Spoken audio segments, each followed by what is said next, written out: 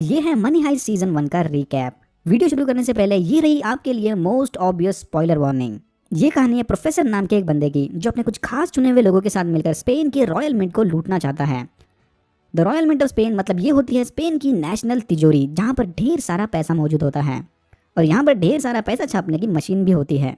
तो प्रोफेसर और उसकी टीम का प्लान होता है स्पेन की रॉयल मिंट पर डाका डालना और अंदर जाकर ढेर सारा नया पैसा छापकर वहां से निकल जाना। नया पैसा क्यों? ताकि कोई उस नए पैसे की नोटों को ट्रैक न कर सके। प्रोफेसर और उसकी स्पेशल टीम फिर साथ मिलकर महीनों तक बैठकर स्पेन की इस सबसे बड़ी चोरी की प्लानिंग शुरू कर देते हैं। प्रोफेसर ने इस चोरी को बहुत ही दिमाग लगाकर और काफी डीप में जाकर प्लान किया होता है। इस चोरी को स्मूथली अंजाम देना है तो सारे टीम मेंबर्स को कुछ स्पेशल रूल्स फॉलो करने होंगे। पहला और सबसे इंपॉर्टेंट रूल, कोई अपना असली नाम यूज नहीं करेगा। सारे टीम मेंबर्स के पास उनके स्पेशल कोड नेम्स होते हैं जो होते हैं दुनिया भर के कुछ पॉपुलर सिटीज के नाम। For example Tokyo, Rio, Berlin, Helsinki and more. बचे हुए रूल्स में शामिल है आपस में कोई रोमांटिक रिलेशनशिप ना रखना और बिना खून खराबा किए इस चोरी को स्मूथली अंजाम देना। प्लान के मुताबिक प्रोफेसर की team the royal mint of Spain में घुस जाती है और अंदर मौजूद लोगों को बंदी बनाकर उस पर कब्जा कर लेती है। प्रोफेसर बाहर ही अपना खुफिया अड्डे पर बैठकर इन सब पर नजर रखे होता है। प्रोफेसर और उसकी टीम एक दूसरे से स्पेशल लैंडलाइन फोन कनेक्शन के थ्रू बात कर रहे होते हैं ताकि कोई इनके कम्युनिकेशन को इंटरसेप्ट ना कर सके। अंदर जाकर प्रोफेसर की टीम रेड कलर के स्पेशल एप्रॉन और मास्क पहन लेती है और वहां मौजूद लोगों को भी जबरदस्ती ये यूनिफॉर्म पहनने पर मजबूर कर देती है ताकि अगर कुछ उल्टा सीधा हो भी जाए तो भी इसकी मदद से उन्हें भागने में आसानी होगी। अंदर प्रोफेसर की टीम का मेन सुपरवाइजर होता है बर्लिन, जो वहां खड़े सबको अपने अगले ऑर्डर्स दे रहा होता है और बाहर पुलिस इंस्पेक्टर रकायल और उसकी टीम ने रॉयल मिंट को चारों तरफ से घेर लिया होता है। शुरू में प्लान के मुताबिक सब सही चल रहा होता है। ये लोग पुलिस को दिखाते हैं कि ये सिर्फ यहाँ पर पैसा लूट कर भागने आए हैं। थोड़ा सा पैसा उठाकर ये लोग भागने का नाटक भी करते हैं और जाकर हवा में गोलियां चलाते हैं, बट फिर पुलिस फायर बैक करती है जिसमें रियो घायल हो जाता है।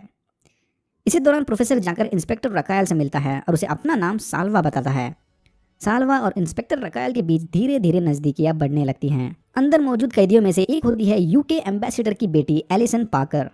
पुलिस को लगता है कि शायद प्रोफेसर और उसकी टीम को अंदर मौजूद इस हाई प्रोफाइल पर्सन के बारे में पता नहीं है, बट ऑफ कोर्स उन्हें ये सब पता होता है। प्रोफेसर ने जानबूझकर इस दिन को डकैती के लिए चुना था ताकि ये एलिसन पार्कर को अपना बंदी बना सके। प्रोफेसर फिर एलिसन पार्कर की मदद से सबको बताता है कि पुलिस ने अगर अंदर आने की कोशिश की तो वो सारे हॉस्टेजेस को एक एक करके मार देगा।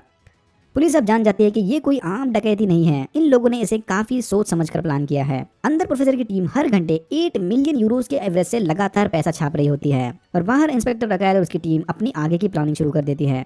रॉयल मिंट के अंदर मौजूद कैदियों ने प्रोफेसर और उसकी टीम के नाक में दम कर रखा होता है। एलिसन फिर चुपके से अपना फोन यूज करने की कोशिश करती है, बट तभी रियो जाके उसे रोक लेता है। बट पुलिस उस फोन के फ्रंट कैमरे की मदद से रियो की शक्ल देख लेते हैं। फिर हमें पता चलता है कि रॉयल मिंट के डायरेक्टर आर्टूरो और उसकी एक एम्प्लॉय मोनिका के बीच अफेयर चल रहा होता है और मोनिका प्रेग्नेंट है। मुझे लगता है कि आर्टूरो इस सीरीज का सबसे अनोइंग कैरेक्टर है। आर्टूरो फिर मोनिका की मदद से पुलिस को कांटेक्ट करने का प्लान बनाता है। ये मोनिका को बोलता है कि मेरे ऑफिस में मेरा एक सेकेंडरी मोबाइल फोन है जिसके बारे में ये लोग नहीं जानते, तो किसी तरह जाकर वो फोन लेकर आ जा और मैं उसकी मदद से पुलिस को कांटेक्ट करूंगा। मोनिका फोन लेने में तो कामयाब हो जाती है बट उसे साइलेंट करना भूल जाती है, जिसकी वजह से डेनवर और बर्लिन उसे रंगे हाथ पकड़ लेते हैं। बर्लिन फिर मोनिका को मारने का ऑर्डर देता है। डेनवर मोनिका को वहां से ले जाता है बट उसे मारने की बजाय उसके पैर पर गोली मारकर उसे छुपा देता है।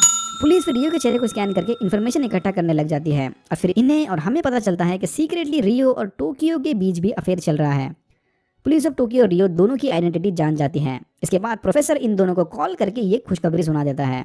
फिर बर्लिन कुछ हॉस्टेजेस के हाथों में नकली बंदूकें थमाकर उन्हें छत पर ले जाता है पुलिस को डिस्ट्रैक्ट करने, जिनमें आर्टूरो भी शामिल होता है। मोनिका की मौत की खबर सुनने के बाद आर्टूरो पागलों जैसा बर्ताव करने लगता है, जिसके बाद पुलिस उसे प्रोफेसर की टीम का मेंबर समझ के सीधा गोली मार देती है। गोली आर्टूरो के कंधे पे लगती है और वो बच जाता है, बट इसे अब सीरियस मेडिकल अटेंशन की जरूरत होती है। इंस्पेक्टर एंजल रूबियो फिर कुछ डॉक्टर्स के साथ उनका नर्स बन के आर्टूरो का ऑपरेशन करने अंदर जाता है और इसी दौरान चेक इन के वक्त प्रोफेसर की टीम रूबियो के ग्लासेस अपने कब्जे में ले लेते हैं और उसमें माइक्रोफोन लगाकर ग्लासेस को वापस उसके हवाले कर देते हैं। मौके का फायदा उठाकर रकायल और उसकी टीम एक अंडरग्राउंड टनल की मदद से अंदर जाने का प्लान बनाती है। इनका प्लान होता है लुटेरो का स्पेशल यूनिफॉर्म और मास्क पहनकर उन्हें बिना पता लगे अंदर जाकर उनमें घुल मिल जाना। बट प्रोफेसर को उसके प्लान के बारे में पता चलता है और वो अपनी टीम को बोल के सबको नए टाइप के मास्क पहना देता है। रूबियो भागते हुए जाकर ये खबर रकायल को देता है और उनका अंदर जाने का ये प्लान भी नाकाम हो जाता है। नायरोबी और मॉस्को को फिर मोनिका के जिंदा होने के बारे में पता चलता है, बट इसकी खबर बर्लिन को देने की बजाय वो डेनवर की मदद करने का डिसीजन लेते हैं। प्रोफेसर को फिर पता चलता है कि बर्लिन अपनी मनमानी कर रहा है, रूल्स तोड़ रहा है और हेलसिंकी ने उनकी कार को ठीक से ठिकाने नहीं लगाया है और पुलिस अब उसी कार की तलाश में है। प्रोफेसर फिर खुद ही कबाड़ खाने जाकर उस कार से अपने फिंगरप्रिंट्स मिटाने चला जाता है। प्रोफेसर किसी तरह उस कबाड़ खाने में घुसकर कार से अपने फिंगरप्रिंट्स मिटाता है और वहां पर बर्लिन के जैकेट का बटन रख देता है ताकि पुलिस का शक सीधा बर्लिन पर जाए। कुछ भी करने का बट प्रोफेसर से पंगा नहीं लेने का, समझा क्या बर्लिन। रकायल और उसकी टीम जंक यार्ड जाकर फिर उस कार को ढूंढ लेती है जिसमें उन्हें बर्लिन का वो बटन मिलता है और समय रहते प्रोफेसर भेस बदलकर वहां से भागने में कामयाब हो जाता है। प्रोफेसर के छोड़े उस बटन की मदद से पुलिस बर्लिन की असली आइडेंटिटी का पता लगाती है। रकायल फिर प्रोफेसर की परमिशन लेकर रॉयल मिंट ऑफ स्पेन के अंदर चली जाती है।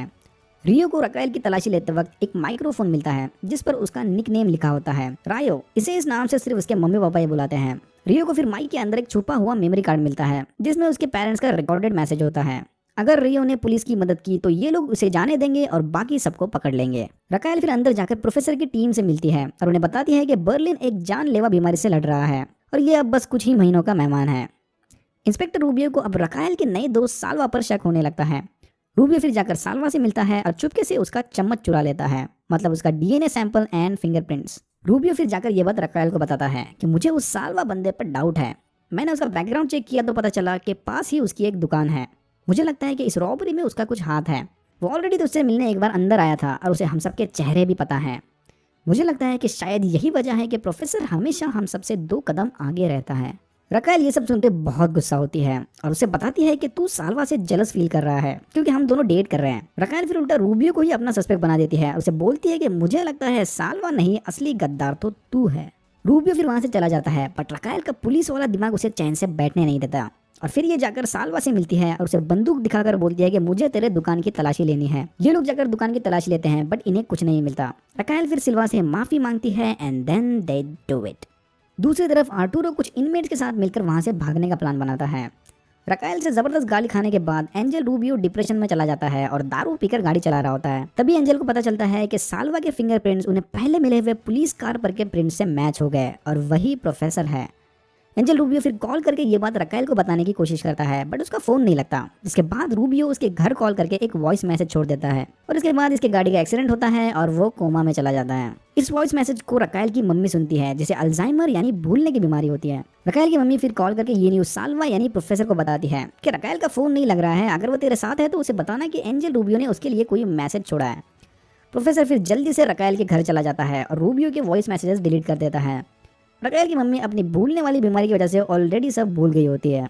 आर्टूरो को फिर पता चलता है कि मोनिका जिंदा है बट अब वो डेनवर को चाहने लगी है। इसके बाद गुस्से में आर्टूरो अपना सारा फोकस वहां से भागने पर लगा देता है और ये अपने साथियों के साथ मिलकर 16 लोगों को वहां से भगा देता है। इसी दौरान कुछ भगोड़े होस्टेजेस जाते वक्त हेलसिंकी के साथी कम भाई ओस्लो को मार देते हैं।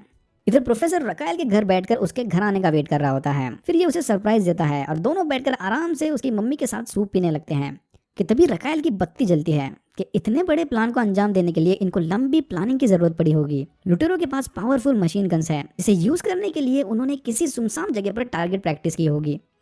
रकायल फिर वहां से उठकर अपने कमरे में जाती है और उसकी टीम को कॉल करके बोलती है कि आसपास के लोकेशन में कोई सुनसान घर को ढूंढो जहां पर बहुत सारी खुली जगह और एक गन रेंज होने के चांसेस हैं। प्रोफेसर बाहर खड़ा ये सब सुन रहा होता है और फिर वो नॉक करके अंदर चला जाता है। दूसरी तरफ प्रोफेसर की टीम अपने हॉस्टेजेस को 1 मिलियन यूरोज भेजने का लालच देके उन्हें भी अपने प्लान में शामिल कर देते हैं ताकि उनका काम तेजी से हो। रकायल की टीम फिर उसे कॉल करके बताती है कि उन्हें एक जगह मिली है जो प्रोफेसर की प्लानिंग का अड्डा हो सकती है। फिर रकायल प्रोफेसर के साथ गाड़ी में बैठकर उस लोकेशन पे चली जाती है। इन लोगों के वहां पहुंचने से पहले ही फोरेंसिक जांच वालों ने उस घर और आसपास के एरिया की छानबीन शुरू कर दी होती है। प्रोफेसर बाहर गाड़ी में वेट कर रहा होता है और रकायल लैब कोट पहनकर अंदर छानबीन करने चली जाती है। और यहाँ खत्म होता है मनी हाइस्ट का सीजन 1। अगर आपको ये वीडियो पसंद आया तो please like, share and subscribe for more videos like this. मैंने ऐसे और भी वीडियोस बनाए हैं जिनके लिंक्स आपको डिस्क्रिप्शन बॉक्स में मिल जाएंगे। Thank you very much for watching and I am hoping to see you in my next one.